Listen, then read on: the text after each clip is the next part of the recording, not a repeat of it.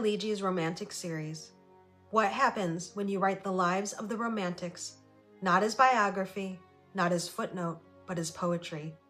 In Ligi's romantic series, 14 volumes strong, the romantics rise again. Storm-tossed, heartbroken, scandalous, luminous. This is no dry retelling, it's resurrection in verse. Each book is dedicated to a single figure of the age, sometimes the famous, Coleridge, Shelley, Keats, Byron, and sometimes the forgotten, Mary Darby Robinson, or lesser-known poets who shaped the romantic world. What unites them is Ligi's voice, lush, archaic, incantatory. She uses the cadence of the 18th and 19th centuries themselves, as if the poets were whispering directly into our ears. Reading these books feels like holding a seance with history. I will talk about 4 of the books in the series here, just to give you a flavor.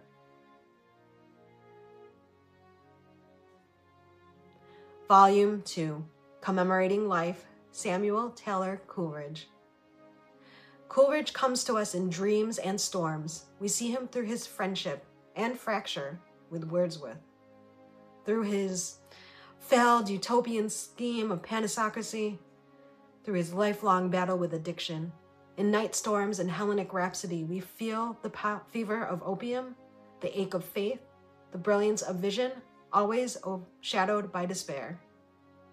This is Coleridge not as a marble bust, but as a man caught between philosophy and ruin.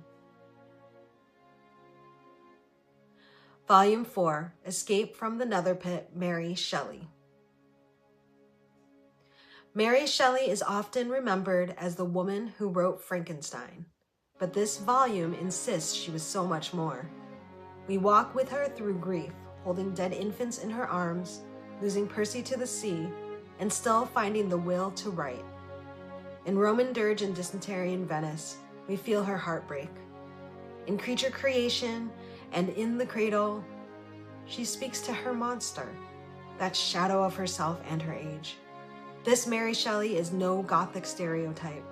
She is a woman of intellect, rage, resilience, and vision.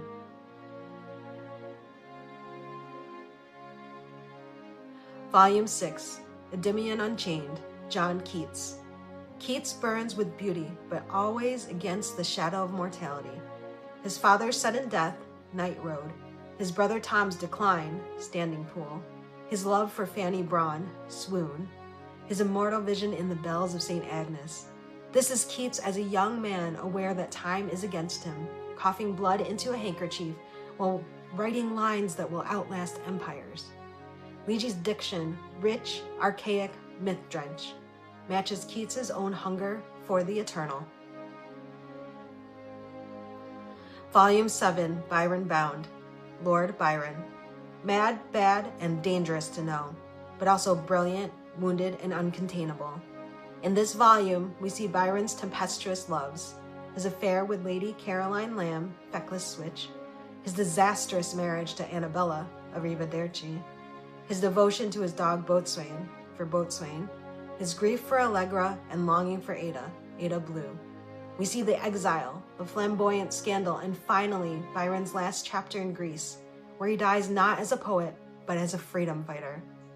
The poems mirror Byron himself, flamboyant, seductive, unflinching. Volume 12, Hersey's Girl, Mary Darby Robinson. She was known as Perdita, the Prince of Wales's mistress, the courtesan mocked in satirical prints. But Ligi's volume restores Robinson as more, a feminist, a political radical, a poet of genius. We see her coerced marriage at 15, Sanctified Ultimatum, her humiliations in Fleet Prison, the Fleet Inn, her cross-dressing triumphs on the stage, Jacqueline, her scandalous but empowering affair with the prince, Florizel Perdita, and her transformation into a writer of novels, plays, essays, and a letter to the women of England. She emerges here as a woman who refused silence, even when crippled by illness, even when abandoned by lovers, even when the world reduced her to scandal. Robinson becomes not the fallen woman, but the phoenix.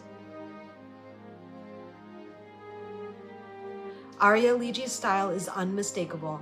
Dense, archaic, full of dust and air. For some readers, it may feel challenging, but that challenge is the point. It slows us down. It makes us inhabit the music of the Romantic age, not as spectators, but as participants.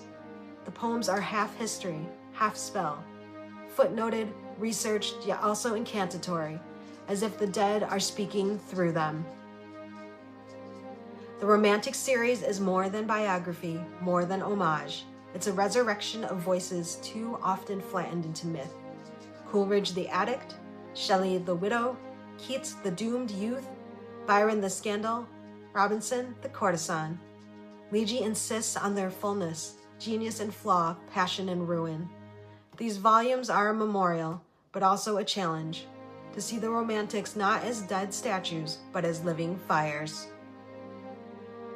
This has been Poetry Girlz, where old poets breathe again and forgotten voices rise. Like, subscribe, and tell us, if you could invite one romantic poet to sit at your table, who would it be? See you next time.